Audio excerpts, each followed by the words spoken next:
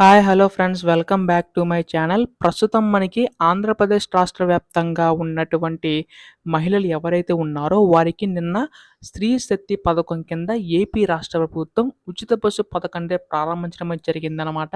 అయితే ఈ యొక్క పథకం సంబంధించి గాను అర్హత ఉన్న ప్రతి మహిళలు కూడా వెళ్ళొచ్చండి. అంటే మనకి ఆంధ్రప్రదేశ్ రాష్ట్ర ప్రభుత్వం సంబంధించి కానీ ఏ మహిళ అయినా కానీ ఉచితంగా ప్రయాణం అయితే చేయవచ్చు అనమాట. అయితే ఇక్కడ మనకి చూసుకున్నట్లయితే మరొక పథకం కూడా అమలు చేయబోతుందండి ఏపీ రాష్ట్ర ప్రభుత్వం. ఆ పథకం ఎప్పుడు అమలు కాబోతుంది, అయితే వాటికి సంబంధించి కానీ ఏ విధంగా చెక్ చేసుకోవాలి, మా పేరు ఉందా లేదా అని చెప్పేసి ఈ యొక్క ఆడబిడ్డ నిధి పథకం సంబంధించి కానీ చెప్పేసి చాలామంది అడుగుతున్నారు. గతంలోనే తల్లికి వందనం పథకం కూడా అమలు చేసిందండి ఏపీ రాష్ట్ర ప్రభుత్వం.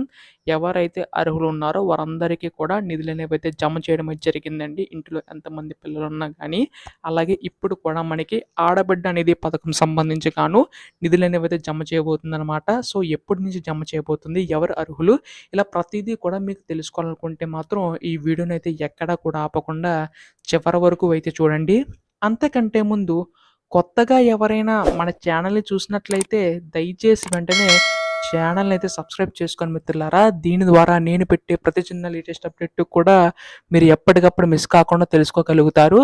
అలాగే వీడియోకి అయితే లైక్ చేయండి, మరికొంతమందికి సమాచారం అయితే తెలుస్తుంది. ఇంకా ఆలస్యం చేయకుండా వీడియోలోకి అయితే వెళ్ళిపోదాం. ప్రస్తుతం ఏపీ రాష్ట్ర ప్రభుత్వం ఆంధ్రప్రదేశ్ రాష్ట్ర వ్యాప్తంగా ఉన్న మహిళల కోసం అనేక పథకాలు అనేవి అయితే సూపర్ 6 భాగంలో ఇవ్వడం అయితే జరిగిందనమాట. అంటే మనకి తల్లికి వందనం కానీ, ఉచిత బస్సు పథకం కానీ, అలాగే ఈ యొక్క ఆడబిడ్డ నిధి పథకం సంబంధించి గాను హామీలు అయితే ఇవ్వడం అయితే జరిగిందండి. ఏవైతే హామీలు అయితే ఇచ్చాయో అవన్నీ ఒక్కొక్కటిగా అమలు చేసుకుంటూ రావడం అయితే జరుగుతుందనమాట. అలాగే మనకి ఉచిత గ్యాస్ సిలిండర్ పథకం కూడా ప్రారంభించారనమాట. దాదాపుగా 4 పథకాలనేవైతే మహిళల కోసం అయితే ఉన్నాయండి. అలాగే ఉచిత గ్యాస్ సిలిండర్ పథకం సంబంధించి గాను సంవత్సరానికి 3 సిలిండర్ ఉచితంగా ఇస్తామని చెప్పేసి అన్నారు. అలాగే ఇస్తున్నారండి.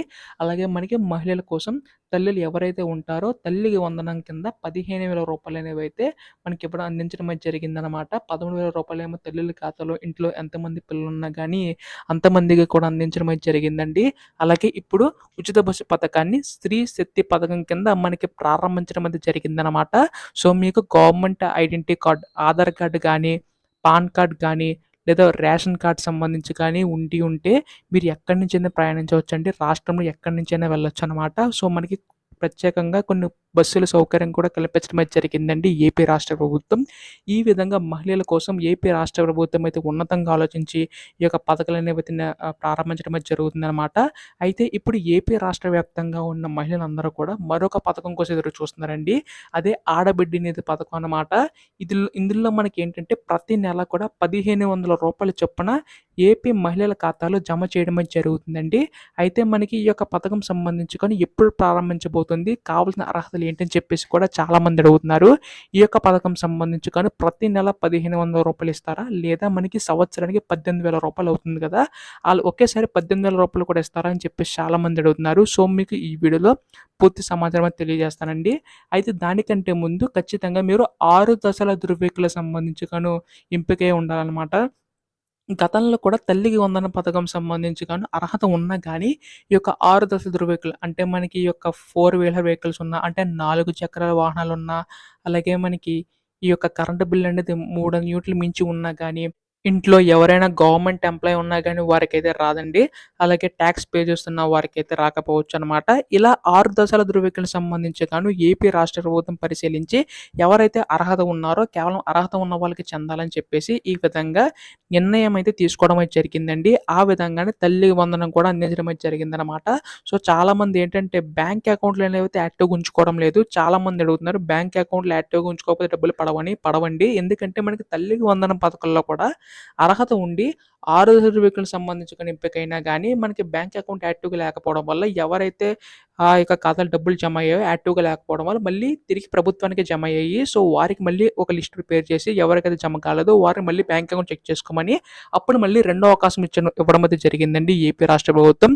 అలా మీకు కూడా అవ్వకుండా ఉండాలంటే మాత్రం ఖచ్చితంగా ఒక ₹10 ట్రాన్సాక్షన్ చేయండి. అప్పుడు యాక్టివ్గా ఉన్నట్లు లెక్కలోకి అయితే వస్తుంది. ఒకవేళ బ్యాంక్ అకౌంట్ కానీ లేకపోతే పోస్ట్ ఆఫీస్ అకౌంట్ అయితే తీసుకోవడానికి ప్రయత్నించండి. అంటే చాలామంది అడుగుతున్నారు పోస్ట్ ఆఫీస్ అకౌంట్సే ఉండాలని చెప్పేసి. బ్యాంక్ అకౌంట్ ఉన్న ఏ బ్యాంక్ అకౌంట్ ఉన్నా కానీ పర్లేదు. ఒకవేళ లేకపోతే మాత్రం పోస్ట్ పోస్ట్ ఆఫీస్ అకౌంట్ అయితే తీసుకోండి. ఎందుకంటే ప్రభుత్వ పథకాలకు సంబంధించి కానీ ఏ పథకం తొందరగా అమలు చేస్తున్నా కానీ తొందరగా జమ అయ్యే అవకాశం అయితే ఉందన్నమాట. అయితే ఈ యొక్క పథకాలకు సంబంధించి కానీ త్వరలో అప్లికేషన్ అయితే విడుదల చేయబోతున్నారండి. ఏ విధంగా అప్లై చేసుకోవాలో కూడా చెప్తాను త్వరలోనే అయితే. అయితే ఈ పథకం మనకి ఇంచుమించుగా ఈ యొక్క ఆగస్టు 20వ తేదీ నుంచి ప్రారంభించే అవకాశం ఉందన్నమాట. దీనికి సంబంధించి గాను ఎటువంటి చిన్న లేటెస్ట్ అప్డేట్ వచ్చినా మీరు ముందుగా తెలుసుకోవాలనుకుంటే వెంటనే ఛానల్ అయితే సబ్స్క్రైబ్ చేసుకోండి మిత్రులారా. ధన్యవాదములు.